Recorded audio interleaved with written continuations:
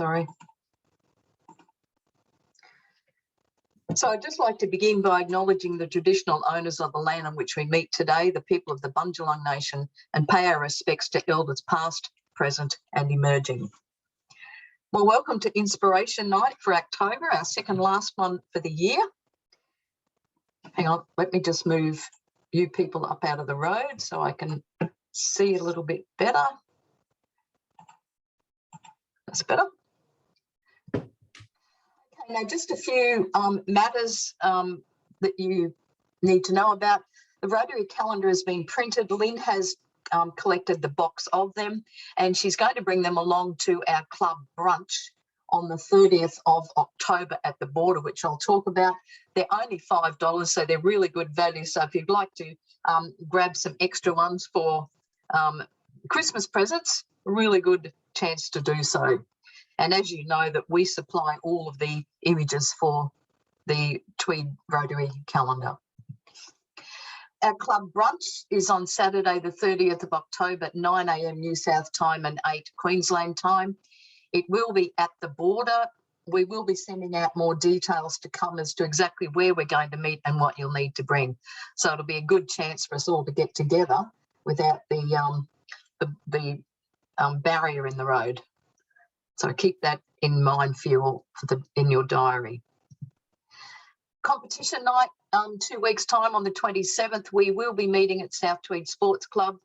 They do have restrictions in place. You need to provide proof that you have been double vaccinated. So whether you've got the app on your phone or you've printed out the document from the Medicare site, it really doesn't matter, but you've got to show your proof of entry. And I went out shopping today just in Tweed City, and every place I went to, they basically demanded to see your proof of vaccination. So just keep that in mind. If you would like the packed calendar on your phone, I find it really, really good. Sasha looks after the entries to all of the events that we have on that. So if you'd like some extra help of working out how you actually do it, whether you've got an iPhone or an Android, just contact David, and it's fairly simple and easy to do.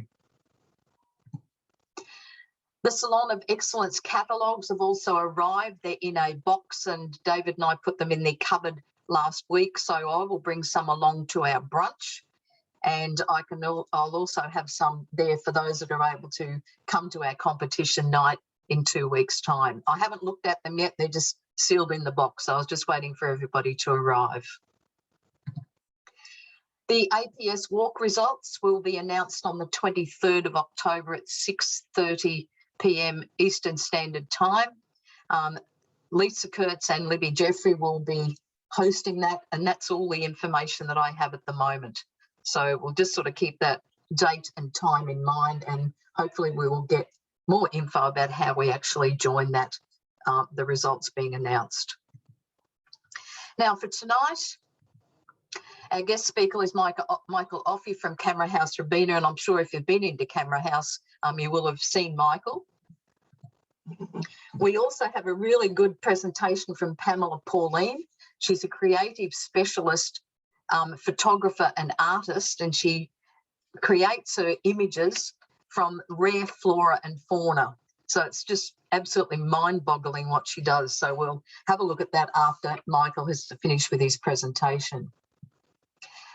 If we've got time, we've got another good tip from Maury, which David will project. And to finish off the night, Jared has prepared the showcase of all of our images that we submitted into the 3 external competitions over this year. So that's really something to look forward to at the end of the night. So, as I said, Michael is our guest speaker tonight, and he's going to be talking to us about time-lapse photography. And I'd just like to introduce Michael. He's just sent me through a few points. He's been into photography for at least 21 years. His first camera was the first 3-megapixel digital camera, so way back in the day. He's worked in the industry with Bentley's Camera House since 2005 and has managed the Robina store since it opened in 2010. He does a number of photo genres, and he covers lots of major events He enjoys doing landscapes and astro and time lapse, and which is what he's going to talk about tonight. He also gets roped in to shoot a few weddings, a bit of portraiture, and of course, lots of those school formals. So through work with he does work, with lots of one-on-one tuition, as well as studio lighting, setup, through to setting up studios for commercial video production, lighting, audio, camera setup, etc. So I'm just going to stop sharing and I'm going to hand over to Michael. So welcome, Michael. Now, we can't hear you at the moment. Yep, there we go. Now we can hear you. Thank you. Thank you, and thanks for having me. I hope we can give you a few things of interest out of this. Sure yeah, so I guess time-lapse has definitely become a rather interesting area that people are getting into over the last few years. Part of it being that it's an extension of photography more so than video in a sense, because unlike video being a constant recording, time-lapse is recorded one frame at a time and then at intervals and then played back into a video sequence. So it's sort of a bit of a combination of the two. I'll jump over to my presentation here, which is probably more interesting to watch. So the main areas we're going to cover is what is time-lapse, time-lapse becoming popular, which we were just discussing then. The differences between doing static time-lapse or motion time-lapse as well. And then a few things related to different cameras and tips for setting up your camera as well. So what is time-lapse? It gives you a fast-paced motion video compressing minutes, hours, or sometimes a whole day into mere seconds of final footage. So you get to see often a fairly long period of time transpire in a fairly short period of watching the footage, which then gives it quite an interesting effect as well, because it's something you don't usually see with the naked eye. Basically, it's a series of images taken at intervals, which could be anywhere from a split second apart up to a few minutes or even longer, compiled into an actual video frame at usually between 24 or 25 or 30 frames a second. In recent years, it's probably in the last 5 years or so, it's become sufficiently popular that a lot of camera brands now include the features for either doing an actual time-lapse sequence in camera, or even if they don't have that, they'll often have an intervalometer capability where you can program it to take photos every so many seconds, and it may leave them as still files that you can then convert later on your computer. And as I say, some actually go the step further and can turn it into an actual video file at the end of it. So the interesting question there is, it's easy enough to set the camera to do it, but how do you actually make what is essentially a reasonably static scene look interesting? Obviously, two different styles. One is a static time lapse where the camera is sitting in the one space the whole time, and then the other is where you have the ability of moving the camera around the frame as well. So it might pan through the scene or track through the scene in some way. With a static time lapse, you can either use your settings in camera, or you can use a wireless remote or an intervalometer controller. So the one on the screen there is just a simple one. Your receiver plugs into the remote control port of your camera, and then with your remote, you can tell it however many seconds you want it to space your frames between, and it will trigger the camera to fire the shutter at whatever that spacing or interval is. Once you've got all those still photos, then you can compile them later using the right software.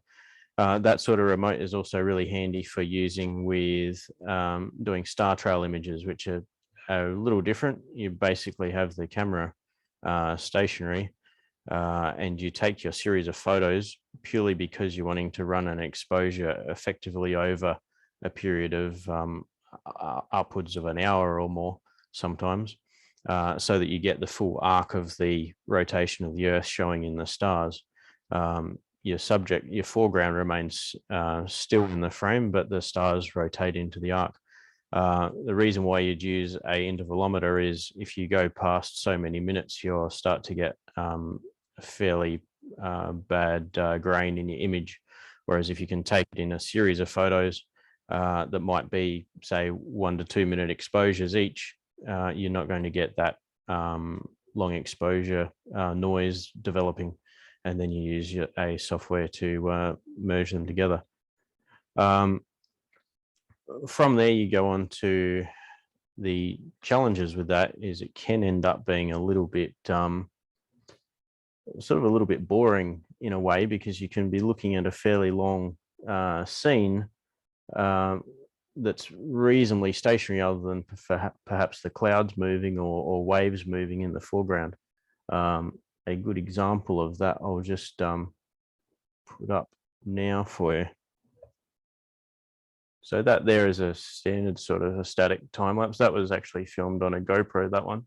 And yeah, you get the interest of that period of time transpiring fairly quickly when you play it back, but it's reasonably stationary and reasonably static. Unless you happen to catch a fair bit of foreground action, it can be quite slow. Obviously, in the modern world, everybody expects instant gratification and some sort of excitement fairly quickly, and obviously a time lapse like that doesn't quite do it as well as it can. If we move on to the alternative, you can go to a time lapse running, basically introducing motion into the camera. So between every frame, the camera will pan or rotate, or even if you've got it on a slider, it will slide left to right as you're taking each image. What it will do with so what you do there is you get a motion control unit that actually, and the easiest ones are a basic one that just pan the camera left to right and pan your camera through the scene. Which also makes the foreground come to life as well, because if you've got a bit of foreground detail, you see all that moving around as well. I'll just jump that onto an example of a simple time lapse that is quite effective in doing that. In fact, I'll play this whole clip because it's quite an interesting one.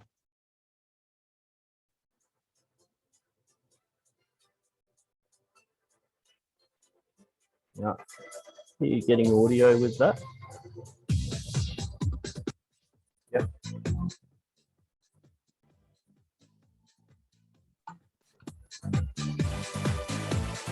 Yeah. So that is all done with simple panning. It's just on a motion control head from Syrup that between each frame it's just rotating left to right, except for that little spot there. I actually paused the motion and zoomed in and out to manually expose the frame.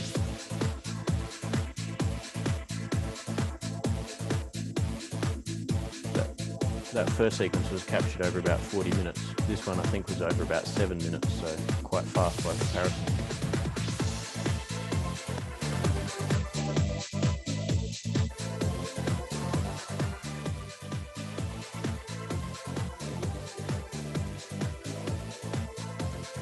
That was, I think, that sequence was shot over about a 20-minute period.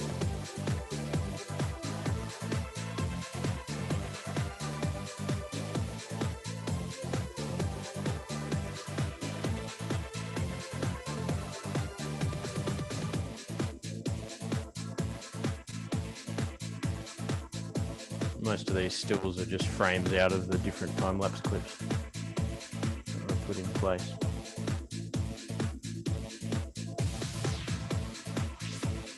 I'll just actually continue further into that. Let that go through to the end because there's another section of time lapse that finishes it.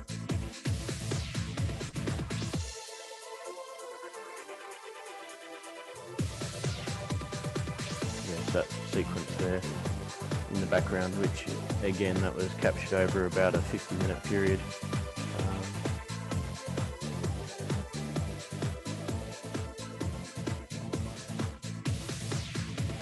Yeah, so that gives you a bit of an idea of just introducing a lot of motion into the camera can make quite a big difference into how the result looks compared to that previous clip. You can go further. You can have it panning and tilting up and down, as well as sliding left to right, which if you've got some interesting foreground objects in the foreground, it can bring it to life even further. If we have a look there, so there's a number of different products out there that can allow you to do that type of motion control. Syrup is an interesting one. They were developed by a couple of guys that were fairly heavily into their video production and also into their photography, and they wanted to make something that was easy and flexible in the field. Whereas a lot of the other product on the market, you needed to set it up with a computer or configure it at home and that sort of thing. They wanted it to be ease of use in the field and also scalable. So the little unit that you can get for doing just the panning and rotation, that can actually be added to their unit for doing the linear movement on a slider. So you can start off with just one component and later add to it. So Michael, do these attach? Oh, sorry, these attach to your camera? Yes. So basically, they go in between your tripod and your camera. Okay. And simply rotate the camera electronically. And they also have a shutter release cable plugs into the side of them. You'll see the little unit up the top left there, the Genie Mini. That's about the size of, well, it's smaller than a packet of cigarettes, just a small round disc, sits underneath your camera on top of your tripod. And that just pans left and right. And that's essentially what that previous whole Vivid sequence was shot doing. The unit in the middle, that's a pan and tilt unit, which can be combined with a one to go sliding left and right on one of the sliders, which you see on the bottom of the screen. If we go forward, moving on from some of the different options for controlling your camera's motion, then go into which camera would you use? Well, you can use quite a few different cameras. GoPros have a fair bit of time-lapse capability built into them even. And they're obviously quite convenient to carry around and travel, nice and small.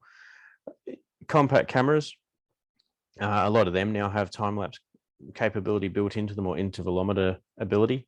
When you go to your SLRs and mirrorless cameras, which probably a lot of the club members would be using, you obviously get an advantage as far as image quality goes. The couple of main benefits there is better dynamic range, and time lapse is a bit tricky because you often are starting at one type of lighting, and within half an hour of shooting, the lighting might have changed quite significantly. So you're always trying to think ahead as to what's happening with the light. So having that extra dynamic range to handle highlights and shadow detail getting sort of towards the end of the scale is quite valuable. Also, the lower light performance that they have, often you might be shooting into late into like sort of just after sunset. A lot of that Vivid content was obviously shot around dusk or after dark. You also, the other big advantage is you tend to be able to get a wider angle lens on a mirrorless or an SLR camera. And time lapse, a lot of those shots you saw there were shot fairly wide, and they often work quite well because it accentuates your foreground a lot more, especially gives you that extra bit of foreground interest right in the front of your frame, even if your main scene is behind. when it comes to having your camera moving or panning through that frame, again, having a wide lens and close foreground interest accentuates that quite nicely too.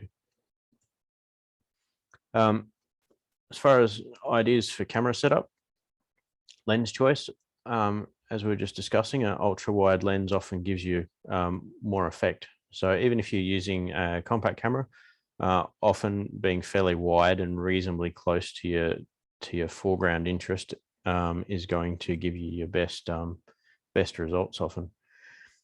In that regard, positioning of your camera to achieve maximum effect, you often want a bit of a different angle to your normal eye level. So you might be down fairly low to a foreground object such as a log or a rock or some bushes on the side of the frame or something like that, so that it frames the image a bit more and gives a bit more depth to the image with the content in the distance or main subject matter in the distance, even if that's clouds moving over the top and things like that.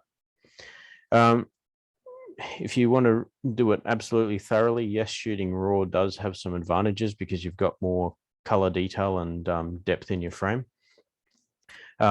You can also shoot JPEG, which all those frames you saw of either of those shots that I shot were all on JPEG. If you get your camera up right, JPEG is actually fairly safe to use, but you have to be fairly comfortable that you have got your exposure working as best as possible. If you overexpose or underexpose too heavily, JPEG doesn't have the room to pull that back. Obviously, that's where RAW will come into its own. But when you're shooting often 400 to 1,000 or even 1,700 frames in a sequence, post-processing that many RAW files can be a bit of a pain. Lightroom, if you're going to do it, is probably the best because you can get work out your exposure on your earlier frames and check them at your latter frames, and then basically do a batch conversion and get it right that way if you are going to do RAW across a big sequence. As far as camera mode, a couple of things with photography, you don't have to think about this. You just shoot for the exact shot you're trying to get at the time. But when you're capturing a whole series of shots, as I said, you might get changes of light in the sky or lighting, which may mean that if you are on aperture priority, it's going to be changing the shutter speed up and down. Now, when you start playing that back in a video sequence, if you've got long exposures on some of it and shorter exposures on other parts, you start to see a difference in your image. And when you've got a couple hundred of those frames, if that fluctuates, it starts to look a bit strange, or it certainly becomes evident. If you shoot in shutter priority and leave the aperture to expose and make the adjustments in exposure, you'll get changes in your depth of field or how shallow or deep your depth of your image is. A good trick that you can do with a lot of cameras now, which a few years ago wasn't so much of a possibility, is you can go into full manual with a lot of cameras now and then put it on auto ISO. Now, what that does is it keeps both the shutter speed and the aperture set in a constant that you want it to be at to get the right effect. So often with time lapse, the beauty is when you've got running water or clouds, you can slow your shutter speed down more than you can in a normal video frame, because a video you would usually not go below about 1/25 of a second. With a time lapse, you might get down to half a second or even 1 second exposures to get some smoothing over on your water or even on your clouds, and that can definitely increase the interest and the effect in the frame. By then allowing your ISO to float up and down automatically to maintain your correct exposure, you don't really see the changes in ISO very much, especially scaled down to a video frame, which is realistically a full HD video frame is only 2 megapixels and a 4K frame is only 8 megapixels. whereas we're usually coming down from these days 20 to 40 megapixel camera. So any high ISO effects that you would usually see in print or 100% resolution on the screen are going to be blended away and not be evident. So you can definitely float your ISO through a fairly big range, from about 100 ISO 100 up to easily 6400 ISO, and which gives you a very long range of exposure correction while it's automatically adjusting through changing light without really making it too obvious in your final time lapse. Autofocus or manual focus. Most of the time I would always use manual focus because, again, things are changing and you don't want your camera to get confused. The other problem that can occur, especially if you water or an oceanscape, is the camera can end up starting to get tricked with the autofocus when 1 minute it's a flat, bland patch of ocean, there's crests or waves or something like that. So it might be focusing fine when you start, but partway through it will not be able to get a focus. And then most cameras, when they can't get a focus, they won't actually expose the image, won't actually fire. So you'll end up with frames missing in your sequence, which if you've then got clouds moving through the sky, or if you have your camera panning or rotating on a motion sequence, you see the big jolt, but with the missed frame in between. So manual focus is usually the safest option. The other thing that can change, because you're often shooting your time lapse around dusk or sunrise, but particularly around dusk where you're going from good lighting down to little, it'll get to a point where it can't really get a focus lock anymore. If it was on manual focus, you might still have a long enough shutter speed that it can still get the right exposure. But if you had left it on autofocus, there wouldn't be enough light to get a focus lock anymore. And again, you'll then run into problems of losing frames. As far as software goes, Lightroom is obviously a good option compared to Photoshop because you can easily batch process a good run of images. Even if you just have to tweak the exposure a little bit or change the saturation a little bit, you can do it to your first frame and then apply it to the whole sequence, which makes life a lot easier. Whereas if you were in Photoshop, you're going to be sort of stuck trying to process every single image.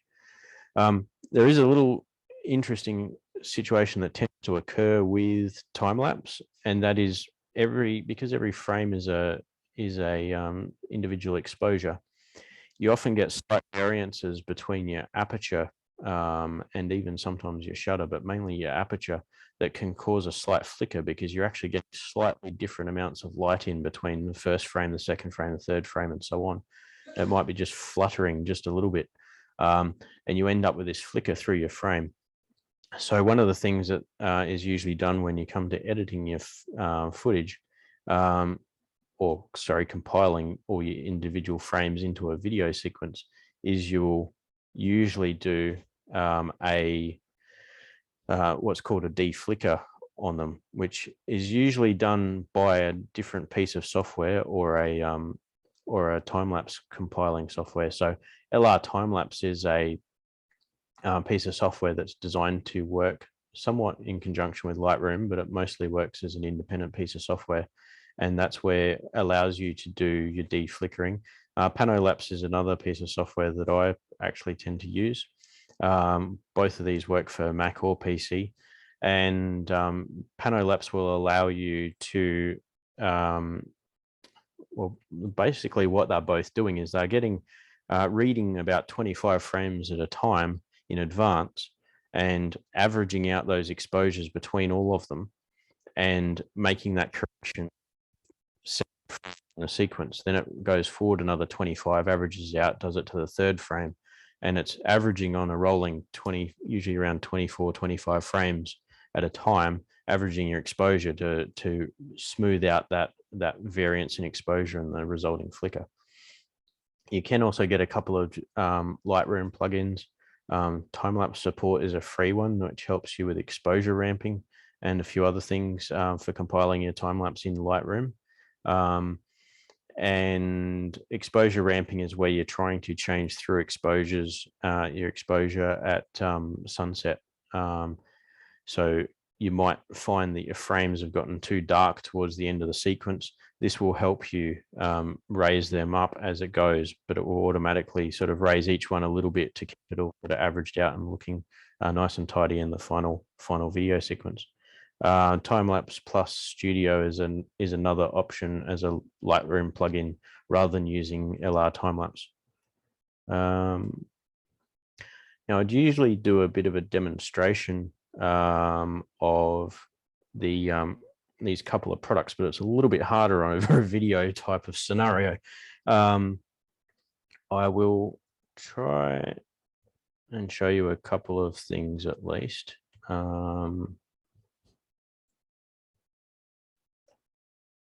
Now, that would be right. My nice background disappeared, which it was playing up with before. But you can either get my background or me. I guess we'll stick with me. All right, now we got both. There you go. Unfortunately, today I was a little bit behind the 8 ball, and I'm sorry for that. I had a staff member with some dramas that wasn't able to get in today. So I ended up, instead of working from my office today all day, which was the intention, which included being well and truly organized and prepared for this presentation, I ended up having to work at work until about 3 o'clock this afternoon. So I raced home and managed to try and get it organized within 2 hours, which was a struggle. So apologies for that.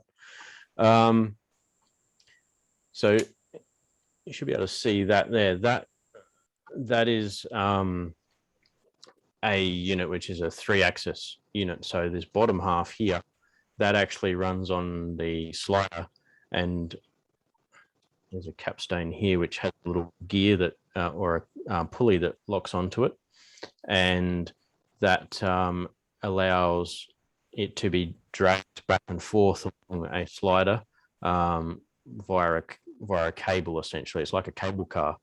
And the top half actually allows it to tilt your camera forward and back. The camera sits on the top here, and it tilts forward and back, and it also rotates right. So all those 3 axes of motion, panning left, right, and tilting and sliding can all be done off of a unit like that. That unit is designed sort of for higher end filmmakers, and as a result does come with a price tag, but nice little simple, which is the same sort of thing we're using for that Vivid time lapse, is simply that big. Get it in front of the camera. So not very large at all, easy enough to put in your camera bag or in your pocket, and quite reasonably priced as well. I think they're about $3.99 or something like that currently. And you just connect to it with a app on your phone. It has a port on the side there that a shutter release plugs into your camera.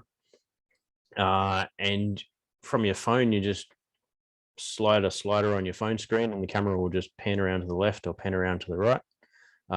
You set your beginning and your end point. You tell it how many seconds you want your final piece of footage to be, how long you want it to last for. And then you tell it how many minutes or how many minutes or hours you want it to record for. It will then work out everything else. It will work out what interval it needs to take every photo to get the result you want. So you might tell it you want to capture your photos over a period of an hour, and you want a 20-second clip at the end of it. It'll work out however many seconds it needs the interval to be. And all you need to then do is just set your exposure up on your camera, which I would usually have, as I say, running at a little bit of a slower exposure, get a little bit of motion blur in anything moving in the foreground, often usually running water or something like that, or moving traffic or moving people. And then it will work out the rest of it. So for something that's quite small, that's not what I took to Sydney for Vivid. I had something that was about the big size because that's all they had at the time, back in 2015. This came out a couple of years later, and yeah, makes it very convenient and a lot of fun and quite simple. That's the bulk of it, but I'll show you a couple of video clips of what you can achieve in doing that. And then if anyone has any questions, I'm happy to answer questions you may have. We'll just load up a relevant video here.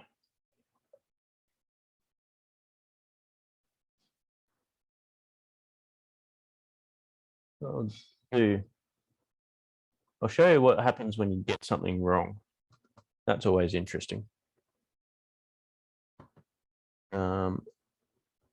Okay, so this was a nice one. I went for a fairly long hike to get to this spot.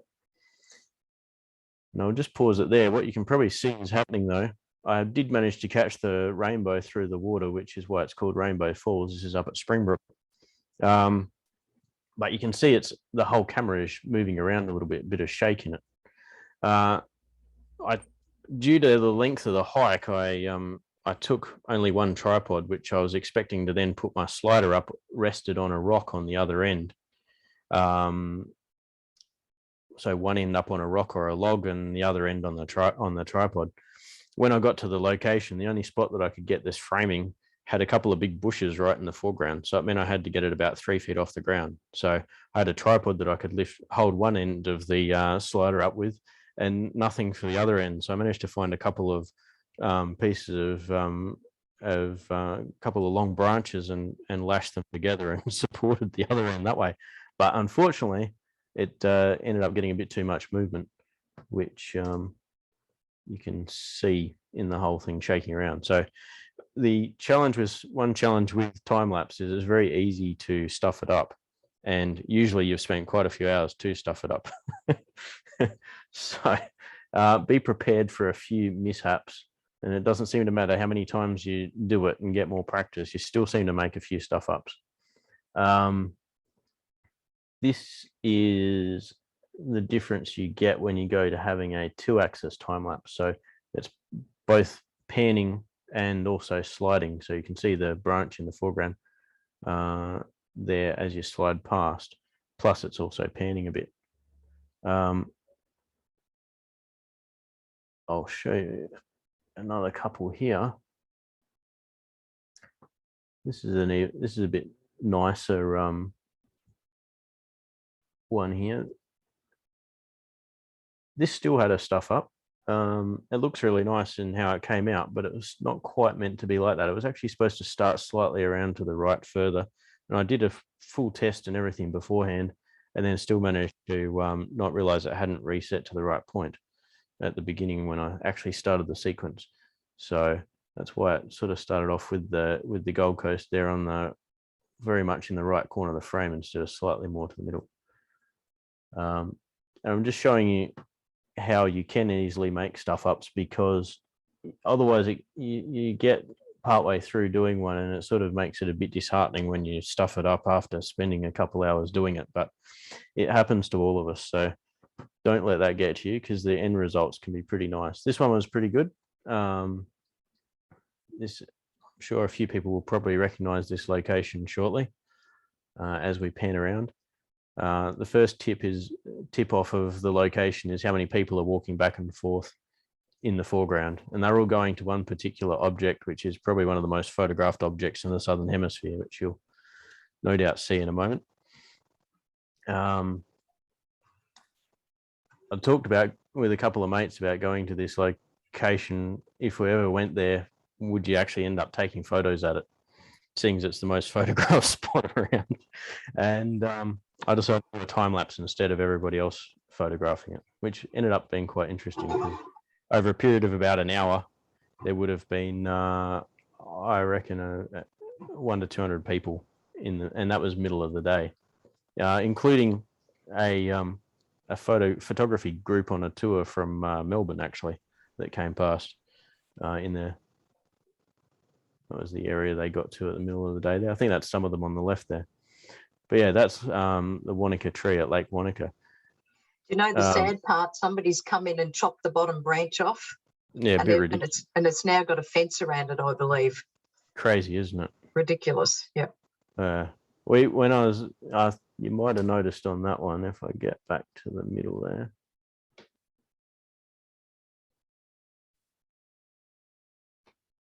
Just skip that forward a bit. Somewhere here you see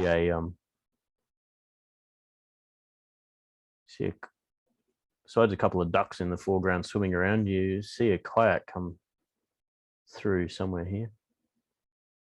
They went pretty close in under it too, but there you go, right past it. There you go.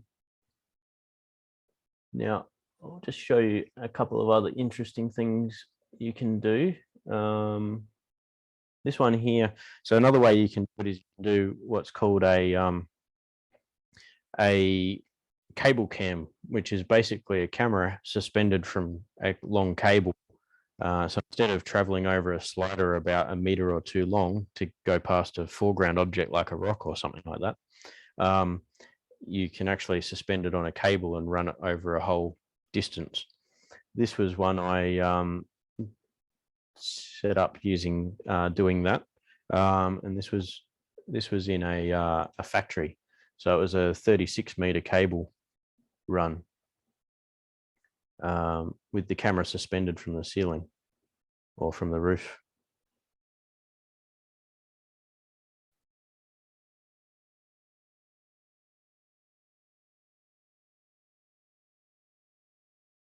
So yeah, you can use it for things other than just nature images as well, and it can be quite interesting. So even in a cityscape environment or a boat harbor or anything like that with some vehicles or people or other things moving around, definitely makes it rather interesting.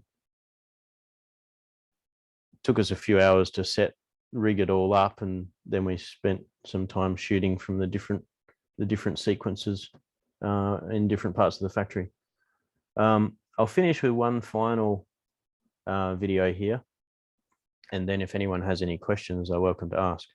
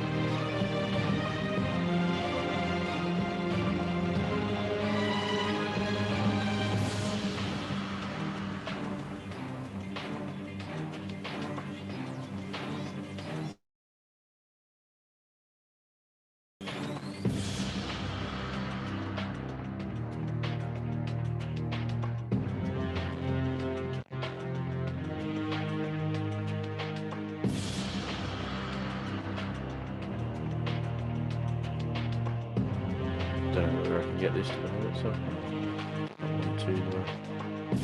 oh yeah, there we go. Back in front of the rainforest where I'd rather be. My background's very similar. Yeah, I noticed that. I thought, oh, great minds must think alike there. Yeah, so hopefully that gives a little bit of interesting insight into different tricks and ways to do things. But if anyone's got any questions, feel free to fire away. Yeah, I've got a question. Hi, Michael. How are you? Good, thanks. How are you? Yeah, good. Just when you said about using manual and auto ISO, if you're doing a time lapse, as an example, at Ayers Rock at sunset with a full moon coming up, how does that work with the auto ISO? And obviously you want to see it getting dark and the moon coming up. Yeah. So what that sort of tends to really be is you start off with the ISO with low because it's daylight or dusk, or some. You then, what you can do is usually you're going to want to go into a full moon. A full moon is difficult because it's a very bright object. So it's different to most other night exposures. If you were going into more of a night stars afterwards, you could easily use auto ISO because you would set sort of top out at about 60 or 100 ISO perhaps, and you might have your running a reasonably shutter speed already that when you started at 100 ISO would work. What you'll find though is partway through the sequence, you're probably going to need to start adjusting possibly the shutter speed because you probably want to keep the aperture about the same, but you might adjust your shutter speed and slow it down a bit on that sort of scenario where you're trying to get your night sky. But your moon, it's different again because you are. And what you're trying to do, if you're trying to get the moon lighting up the foreground, it's not going to be too much of a problem. But if you're trying to get more focused on the moon, that'll be a little bit more because it's such a bright object. But if you are trying to get more moon lighting up the foreground, is that what you were thinking, or? Yeah, just the gradation to different lighting. Yeah. Over that period, and yeah. All right. So I guess what you do if you were trying to use the moon, say the moon was moon rising, and you wanted that coming through the frame, but you also wanted to see it getting the light around or the landscape. You could go in the piece. You say maybe 100 ISO. With an auto ISO, as it gets darker and darker, it's going to keep trying to get the same sort of exposure. So it's going to keep pushing the ISO higher and higher. Once the sun goes right down, if you've got, usually with auto ISO, you set a maximum limit as to what ISO it will go up to. I would probably set it somewhere around the 6400 because past that it will tend to get a bit grainy for most cameras. You might even be a bit low depending on what you're trying to achieve. But by allowing it to go from 100 ISO to 6400 ISO over time, you're still going to get the more clear exposure with more correctly exposed as it goes into that evening. Essentially, it's automatically ramping your exposure into that time frame. Now, what you often need to do is you may need to make some slight tweaks to that. So if you're using auto ISO, you can use your exposure compensation plus minus 1, 2, 3 stops, and what you can do is over a period of about you might change it a couple of frames or for about 10 or so increments spaced out a little bit, so you won't change it instantly. You want to gradually do it.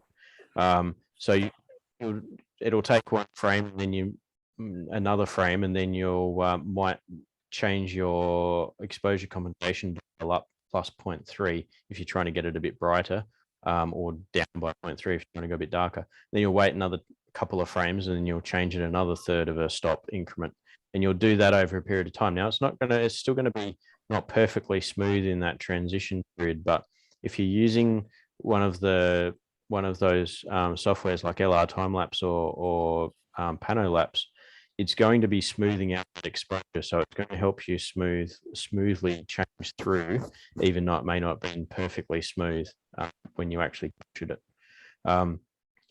But what that's essentially allowed you to do, we've got 64, so we go 100 to 200, so that's one stop. 400 is 3 stops. 800 is 4, 1600, 5, 32, So we're up about 7 stops of exposure change that we've been able to achieve, which is significant amount of light change we've been able to compensate for just by allowing that auto ISO to work its way through that range. Yeah. The other thing you can do with that, because you'll sometimes do a sort of a sunset where you might want to maintain through the period of sunset, which might be say 20 minutes, which in that time frame it might change by 4 or 5 stops of light from when you started to when you finished. But then after that, you might want to start getting dark naturally in the final sequence. So what you might do is you might set that to top out maybe 1600 or 3200 ISO. So for the first part of through the sunset period, it's going to gradually work its ISO up to keep a reasonably even exposure. And then once it hits that top limit, then as the light continues to get lost, the frames will get darker and darker because it's not able to go any higher in the ISO range. So that's another little trick you can do, but it takes a lot of experimenting to work out getting the best result. The other way you can do it, with this type of transition from daylight to nighttime, which is the most complicated thing you can possibly do in a time lapse. Some people will actually do it in full manual control. So they might be manually adjusting every exposure through that period to keep it going the way they want. But it does become a fair bit of work to do so. Yeah, it's one of those things that trial and error and practice helps you get a bit of an understanding for it. Has anybody else got a question for Michael? Thank you. Got a quick one, Kay and Yeah, go, Michael. Michael, can you share your thoughts on overlaying music onto the time lapse? Like, I hear there's free video and free music, and you probably get into trouble if you put a Beatles song over the top of your time lapse. Yeah, I mean, Beatles songs, you'd think they'd be almost getting to the end of their copyright period, but I think they're fairly hot property, so they've probably got their studios are probably fairly onto that one. Yeah. So there's a few different sort of like what's the right term? We have image websites for buying stock photography. You can also stock music or production music, as it's often called. Yeah. I've used one that is fairly good. Now, what do they call it? It was called, I'll just look it up on a computer here quickly. It used to be called Audio Blocks and Video. I think they still call it Audio Blocks. I'll just double check. It's not free, but it's very low cost, and it has very good selection. Let me just have a look and confirm that that's what it's still called. Just bear with me 1 second and I'll confirm that. But that's a production music website that I've used. All the tracks that you had there are all licensed through them.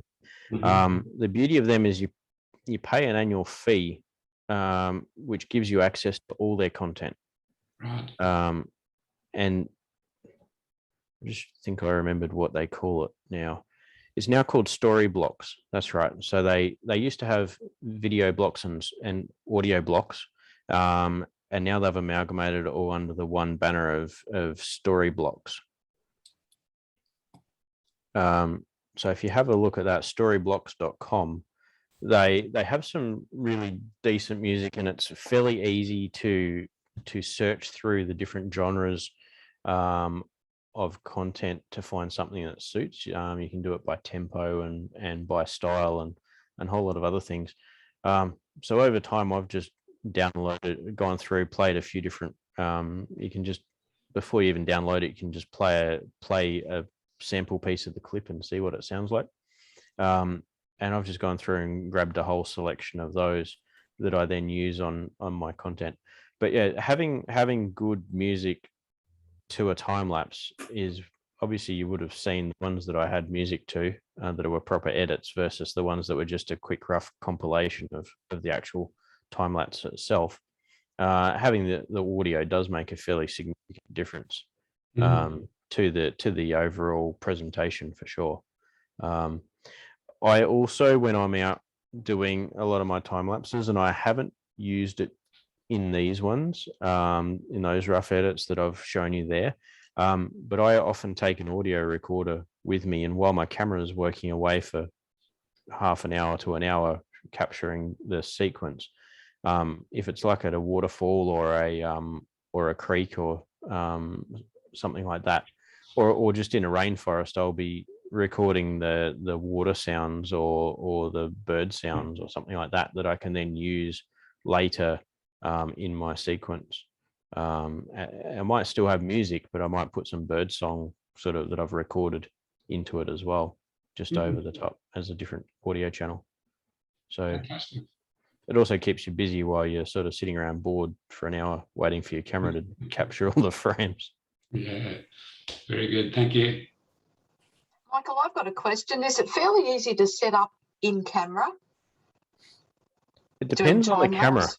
It depends on the camera. So, and there's that many different models with different functionality on how they do it. But Okay. essentially, the cameras that have it, they have it in either one of two forms. They have it as either an intervalometer, Yep. where all it's doing is it's telling the camera to take a frame every so many seconds. And you might even have the ability to program the start time and the end time based on what your date, as long as your date and time is separate on the camera, you can set it. So you might have it on a tripod to kick in at a set time and finish at a set time. Of course, when you do that, if you're leaving it too long between when you start it and when it actually starts recording, just remember battery life is always something you got to monitor, because you can run out of battery over a long sequence too. So you always got to keep an eye on that. Once you get a time lapse going, you can either do one of two things. You can set it to review the frames on the screen on an SLR or a mirrorless camera, which can be useful because it can give you an idea of how it's actually progressing. But sometimes it's actually, if you're running a longer sequence, it may be better if you're fairly confident that you've done your test shots before you started. It can be better to leave the screen to stay off just to conserve your battery life.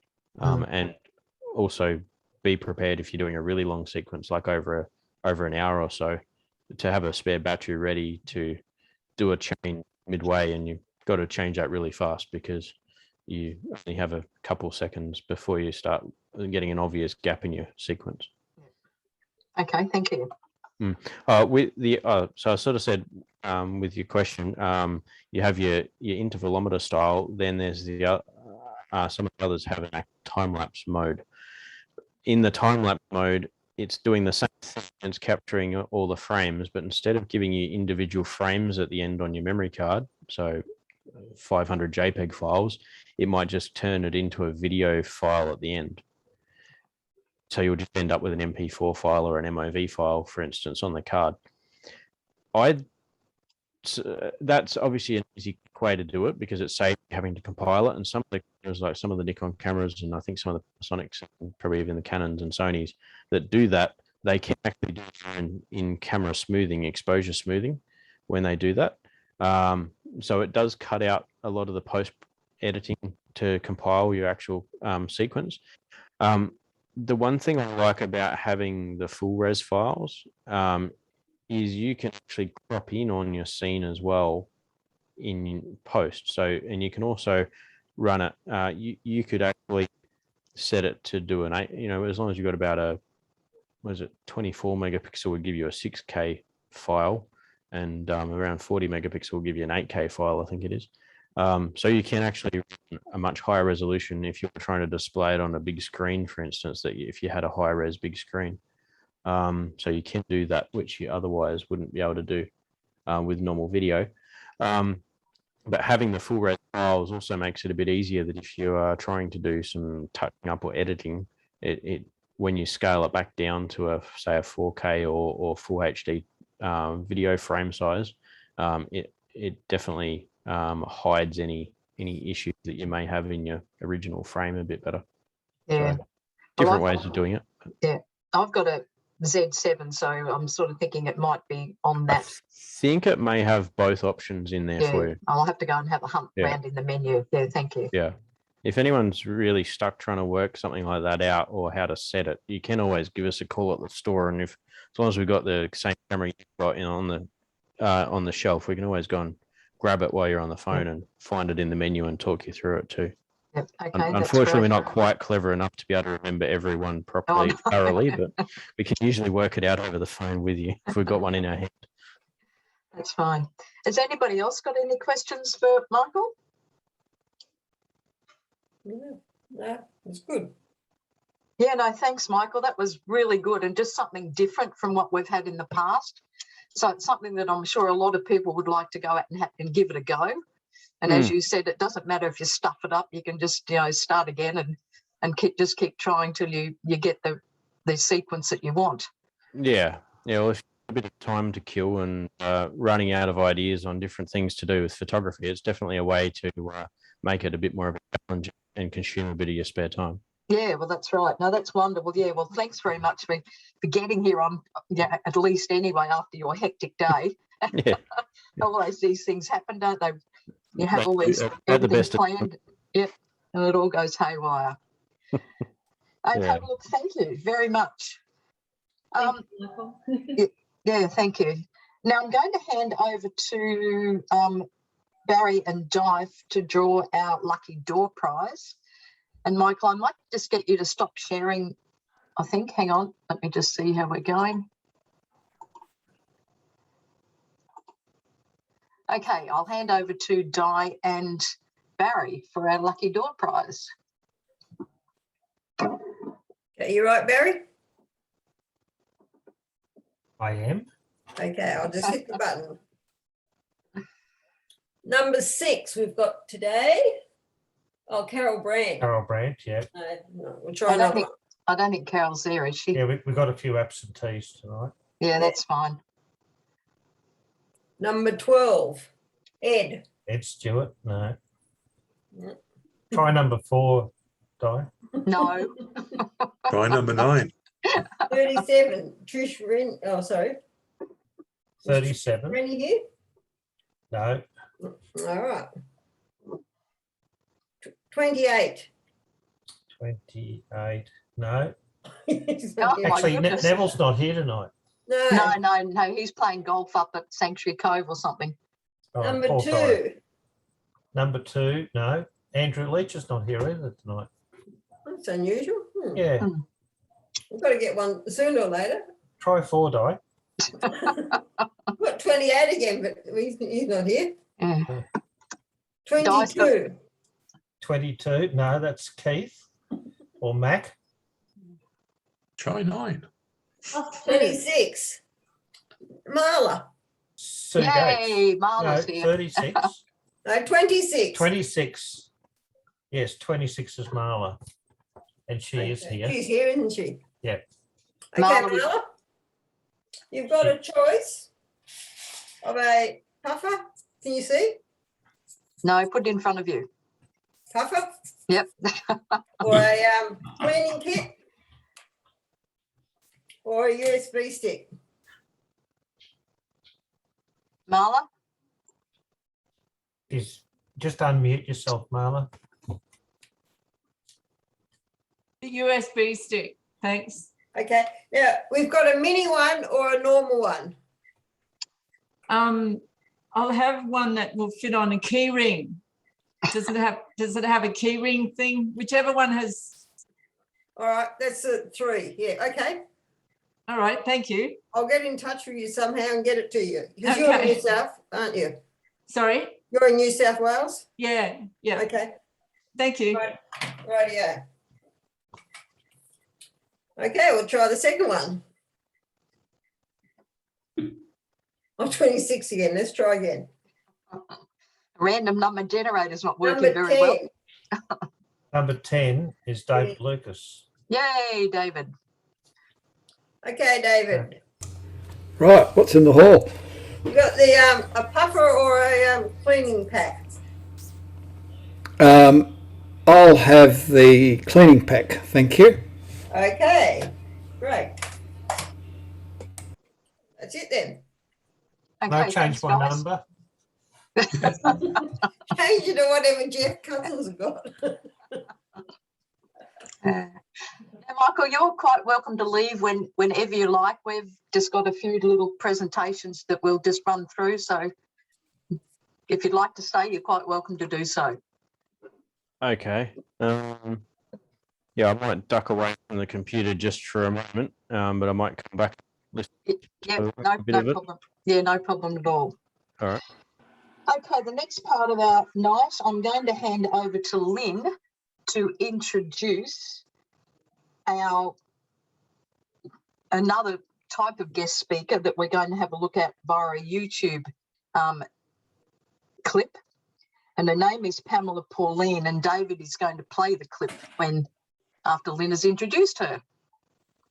Okay, Pamela Pauline is an award-winning photographic artist based on the northern beaches of Sydney. As a master photographer with the AIPP, she currently holds the New South Wales Illustrative Photographer of the Year title for her recent works that focus on Australian flora and fauna.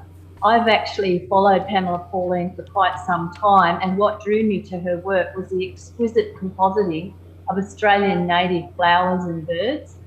Her compositing is just amazing. She paints the backdrops, and then she can be working with like over 300 layers, resulting in final images of like 24 gigabytes. She concentrates on threatened species and all the elements of photographed in a living state, as in with the flora still being in soil and the birds are all living creatures. I met Pamela earlier this year at her Calyx exhibition in Sydney's Royal Botanic Gardens, and it was just amazing to see her artwork in person. Most of them were at least a metre square or bigger. I actually tried to get her as a live inspiration speaker, but she'd done so many Zoom presentations in 2020 and this year had decided to spend the time creating and exhibiting her new work. However, she sent me this link to the video presentation with art advisor Fiona McIntosh about her fragile beauty, rich and rare body of work, which was exhibited at Calyx. And if anyone can get to Sydney or is in Sydney in November, she's going to have some of those works as part of the Head On exhibition, and they'll be in Paddington. So yeah, that's it. So yeah, take it away, David. Thanks. Yeah, thanks, Lynn. Okay, now because it's really high quality video, to get the very best result, it might be best if you stop your video. So just click it so that the red line goes through it. Most people have, but it'll just help a little bit. And then if you don't see the thing in full screen, can somebody let me know, please? And I will attempt to find out what's wrong. So here we go.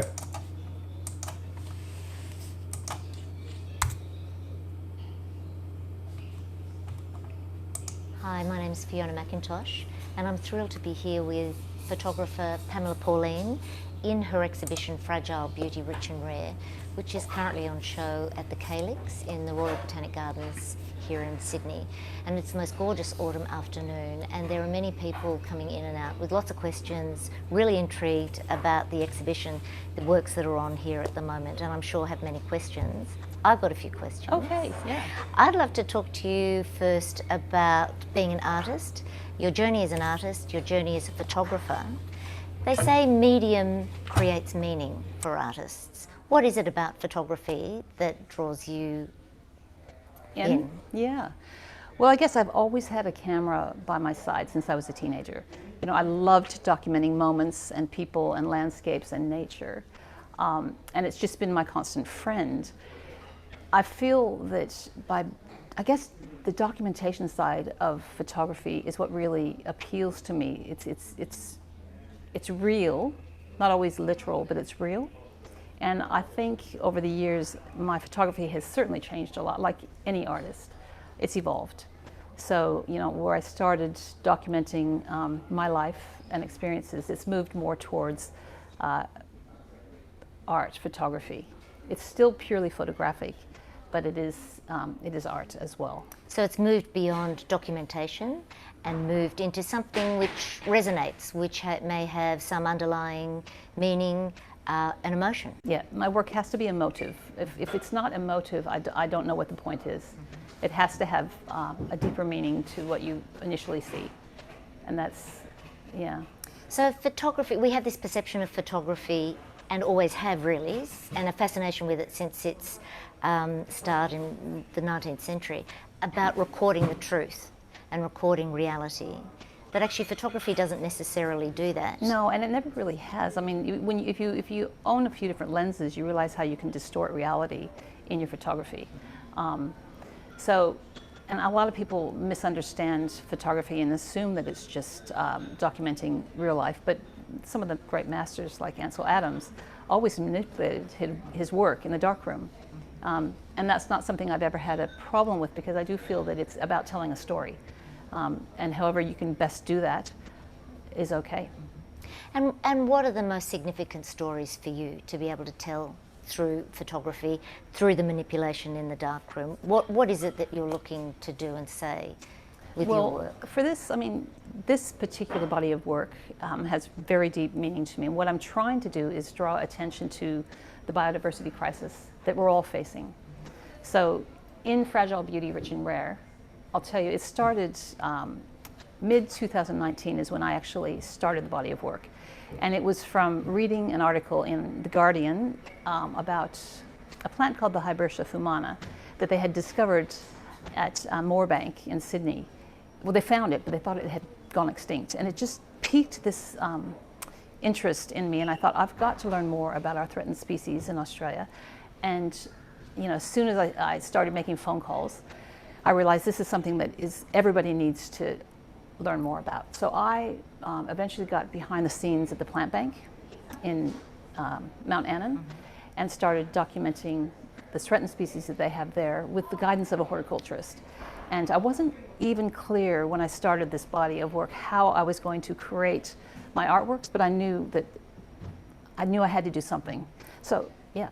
The research had begun, the interest had begun, and the collaborations and the discussions with experts in those fields.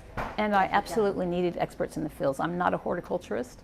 In fact, someone earlier today pointed out to me that bird would not be sitting in those flowers. And I thought, well, that's not what this work is about. It's about drawing attention to the fact that we have so much biodiversity loss in Australia. Shall we unpick exactly what the work is about? Should we look at one particular work that encapsulates the rest of the show? Yeah, well, let's do that. So I gather there are 10 works in the series Fragile Beauty, Rich and Rare, one for each state and territory, which represent each state and territory, yep. And then a couple that are about a nationwide overview, which I guess actually is also what the title suggests, Fragile Beauty, Rich and Rare. That's right. And this particular one, Biophilia Bouquet, is one of the ones that can be perceived more as a national story than a specific state or territory story. Yeah. Should we just have a little bit of a chat about how it's come together and how it also reflects what else is going on in the body of the exhibition? I guess the first thing I see is a gorgeous still life and a bouquet of absolute abundance with a few cheeky birds poking through. And then some interesting reference points, some interesting books. The globe, the old globe here on one side, and the hourglass, which with dark sand running through. For me, I'm reminded of Dutch still lifes from the 17th, 18th century, which also talks to me about colonial histories of other nations, which is obviously a very powerful history of ours. The colonial globe and the hourglass. Do you want to talk a little bit about how Dutch still lives have informed the composition and the approach for this work? Absolutely, yes. Well, when I started working with my threatened species, the first little body I worked on was sort of ethereal artworks, but I really realized that It's such an important topic. It needed a lot more messaging in the artwork. What do you mean by ethereal?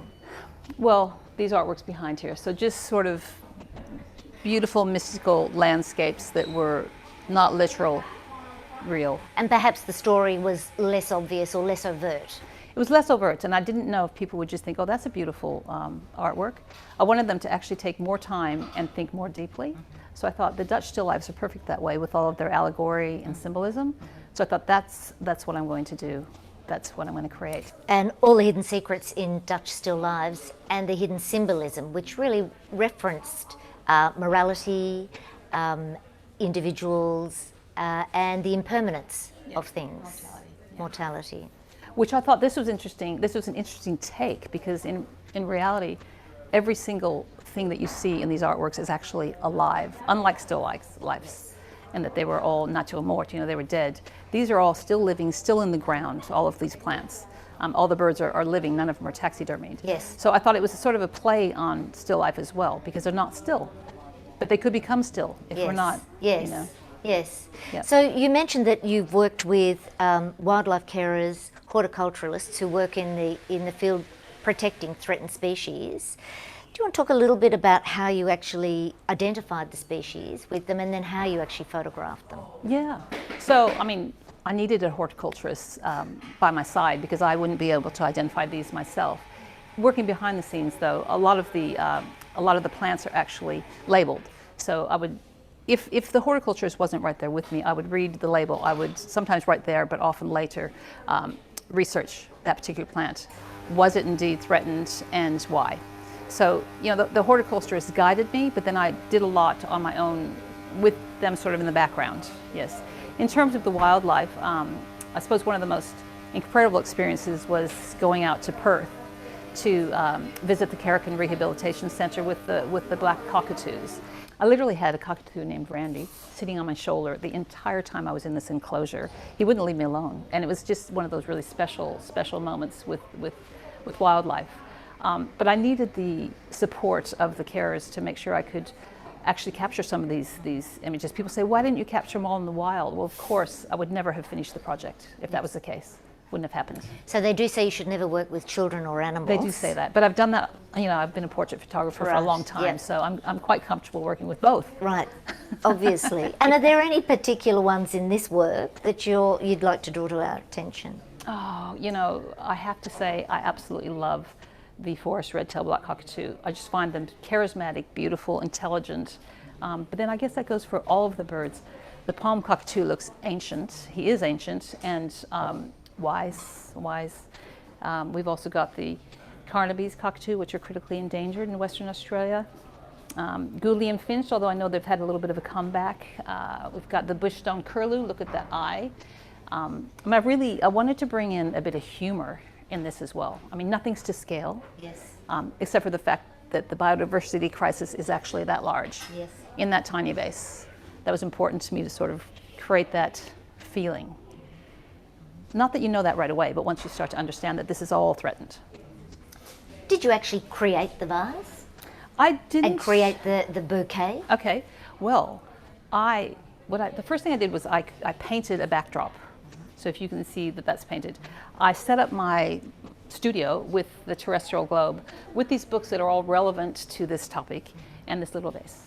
Okay. And then people say, well, are you a florist? How did you get those all in there? I mean, there's 65 threatened species in there.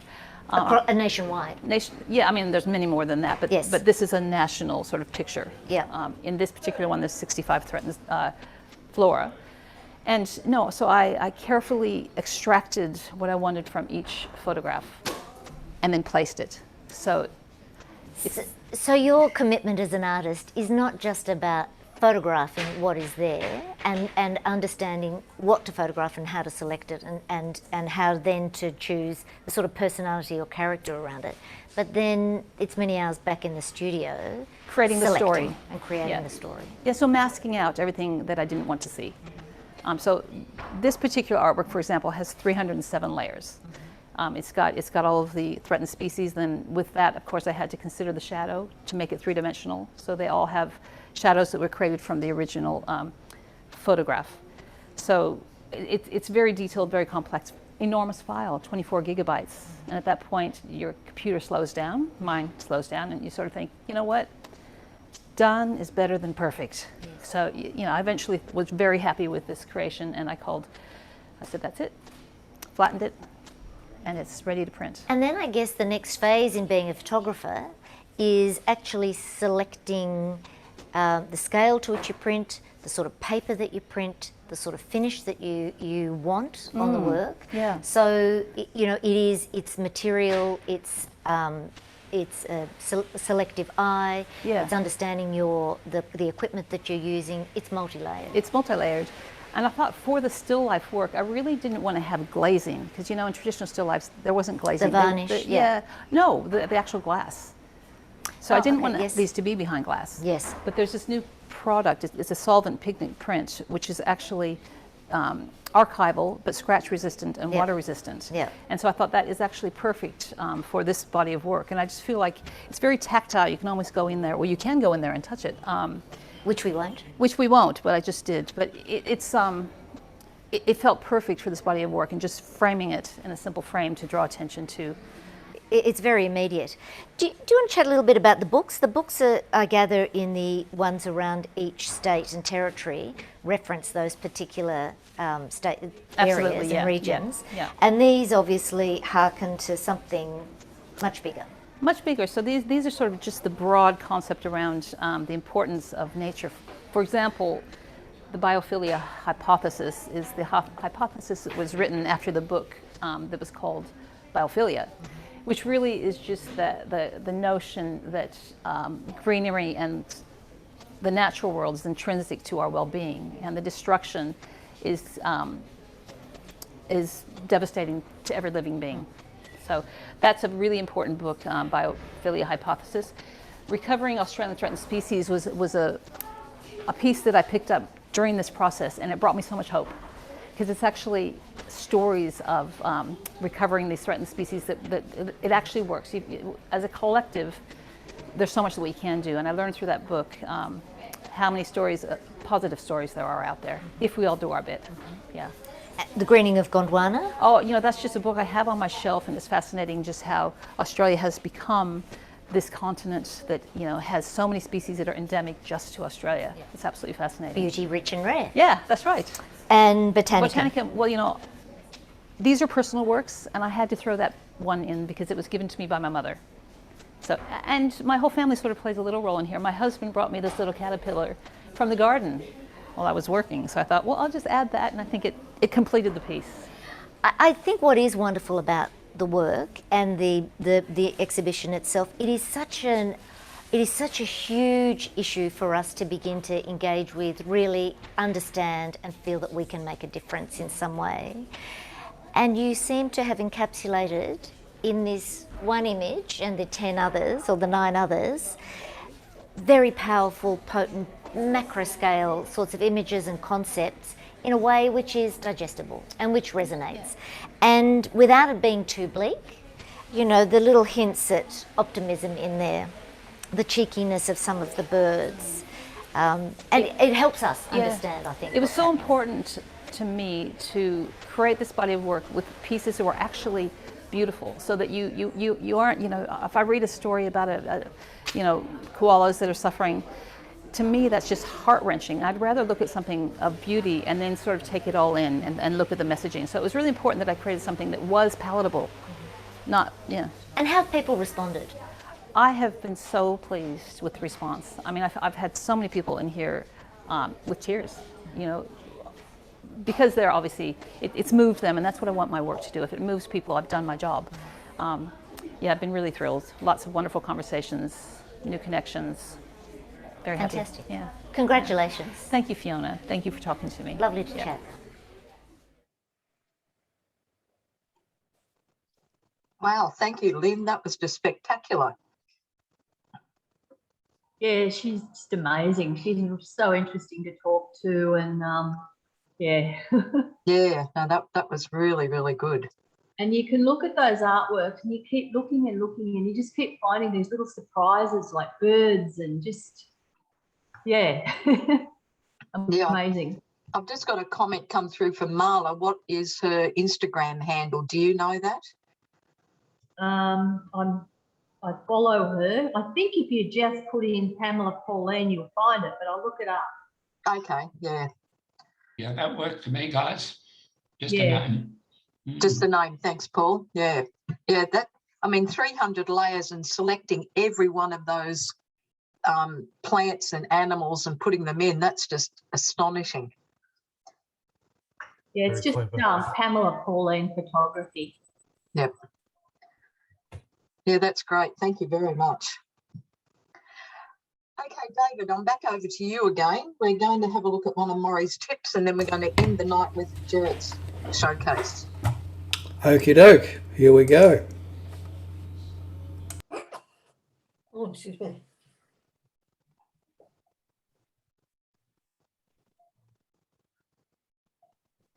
Here I have a photo of a railway station. In this exercise I will remove all the clutter around the chimney. As you can see, David, in can you this just make case, that full I screen? have Yeah, zoomed thank you, right sorry. in. I will do the cleanest job I can. This list of tools make it look quite involved, but it's not hard to do. You should be using or learning all these tools for cleaning up some of your images when needed. In case you don't recognize the Don't Panic tool, this is activated by clicking Ctrl-Z. I am starting with 2 image layers and a new layer above it. My first step is to make a good precise selection using the Curvature Pen tool. I didn't use the pen tool at all until they came up with the Curvature Pen tool. It's real easy to use. I'll explain as we go along. Select the new layer and the pen. I'll start with a rough selection first, left-clicking to place points along the way.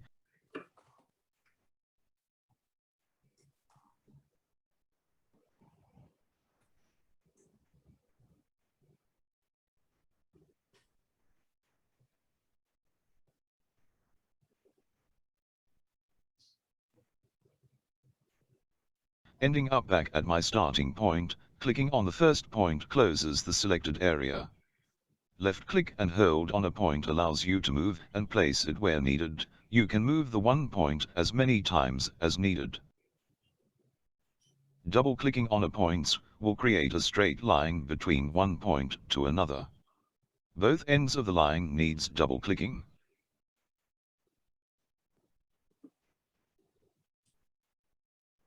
Placing your pointer on the line and left-clicking creates a new point to use. Notice that points can be moved along the line.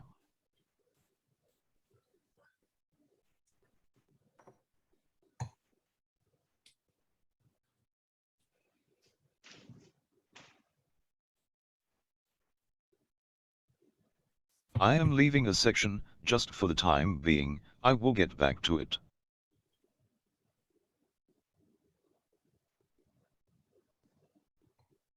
I should mention that if you have a point you don't want, right-click on that point and choose Delete Anchor Point.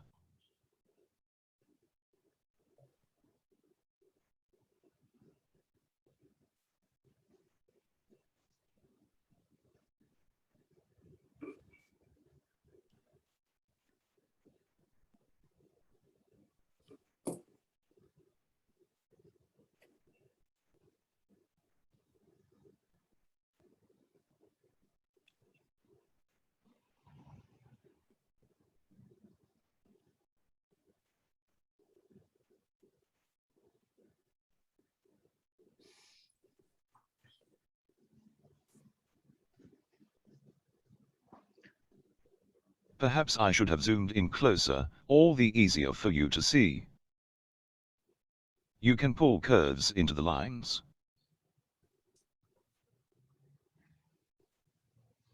You will see me make straight lines over things like this antenna bracket.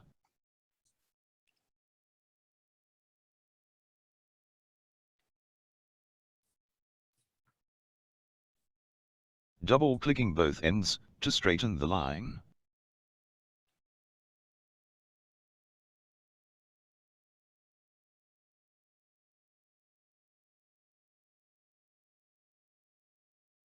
There goes a point I accidentally created.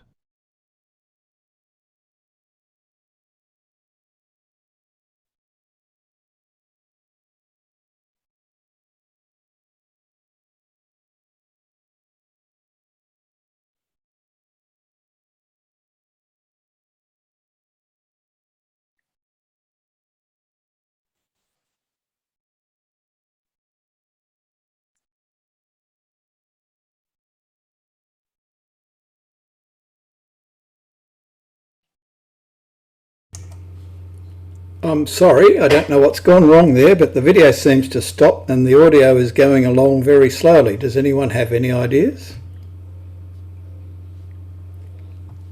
Strange one, David.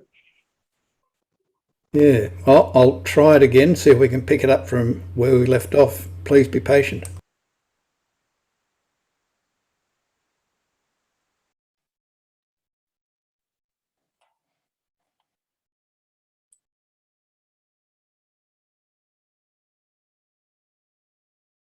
Pulling another curve into place.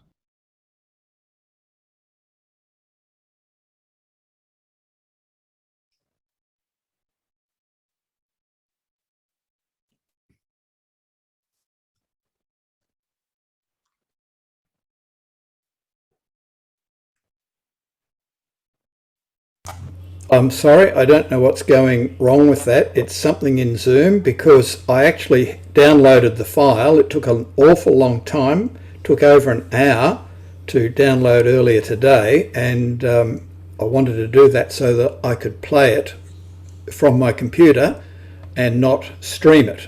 So it is on the website. If you look in members tips and you look under there and find Maury's tips and you look in that folder, you will see it. It's a most interesting video, and if you have any trouble playing with it, I do have a video copy which I'm sure would work on my computer outside of Zoom. This problem I have seen once before in Zoom, and I really don't know what has caused it, but I'm sorry we can't continue with the video. You No, could that's not. X out of the video file and try reopening it again, and go to the same platform. Or if you could put it video play. Don't know. And I'm sorry, but you're sounding just like the robot man from Mars. Yeah, you're breaking The up. only bit I got out of that is to stop and start. I think it's a function of the poor network speed around here. I was just thinking if you actually exited out of the video player and reloaded the video, it may come good, but just a thought. Yeah, it's probably a good thought, but I think at this stage it's probably easier. It's easy for people to find on our website. It is in the members section, and it is worth having a look at if you want to get some good tips on selection in Photoshop. And also, I hadn't heard of the curvature pen tool. Maybe some of you, the others members have, but Maury's always coming up with little tips and tricks for everybody. Okay, well, to finish off tonight, we have Jarrett, who's going to show us all of the images that the selection panel chose for our 3 external competitions for the year that we did so well in. So, Jarrett, I'll hand over to you. Thanks, Kay. Yes, this is a compilation, a slideshow compilation of the 3 external comps we entered for the year. It starts off with the Australian Cup 20 images, and we came 8th in that. It then goes to the Gold Coast Pack Challenge, and we won that this year with 15 points. And then it goes to the Queensland Interclub, where we had 21 images and we came 5th. So a great year. I hope you enjoy your beautiful images. Let me share.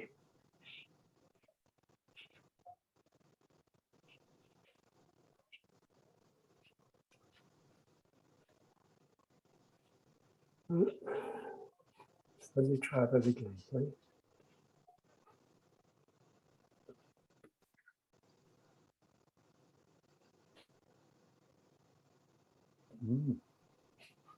Not going to do it. Must be the night for technical difficulties. Oh, that's so weird. Go away. Okay, come back out of there again. Got optimized. I've got sound. I've got Lightroom. I'm going to share. It doesn't work. I have no idea what that is either, Kay. I'm going to close down Lightroom, start it again. I'll come back to you in a couple of minutes. No problem. No problem at all. Thank you. I'm sorry about that. No, that's fine. Gremlins in the system. My Platinum Telstra Tech guy told me yesterday that Zoom requires a lot of speed because it does both upload and download. Okay. So I don't know, maybe that's the go. Yeah. Yeah, well, mine keeps freezing at here too. So it's not only you that has Yeah, well, I've had those rubbish issues. speed throughout the night. Yeah.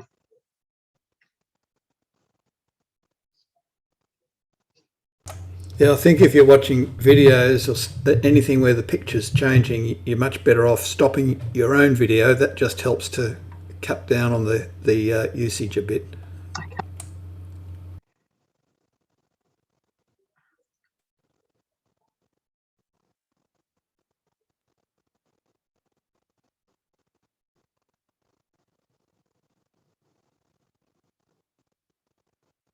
Looks like we're getting action now, Jarrett.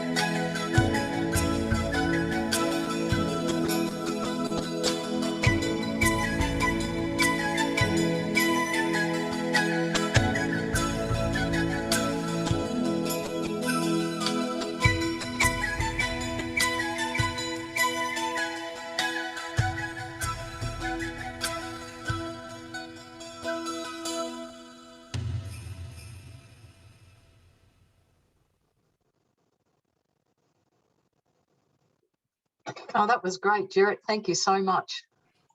You're welcome, and thank you to all the members, Kay, for making such beautiful images and then so willingly sharing them with us. We've had a great year, and I look forward to next year. Yeah, most definitely, most definitely. Well, it's been a jam-packed night again tonight. So if you've got any questions about time-lapse photography, you can always just contact Michael up at Camera House at Robina. Pamela Pauline's work you can check out on Instagram, and I think she's got a website too, Lynn, hasn't she? Yes, she has. Yeah, my mind's just blown away. 307 layers. That's just staggering. Yeah, you've just got to see them in person though to fully. Yeah. I agree. Yeah. And check out Maury's tips on the website, and he's got quite a few on there as well. And to Jarrett, wonderful. So that's about it, and I'll see everybody at the club for those that can make it in the club in 2 weeks' time. And we will be Zooming again for quite a while. Has anybody got anything else to say before I end the meeting? No, thanks, Kay. No, thanks, guys. Enjoy the rest of your night. Thank you. Thanks very much, Kay.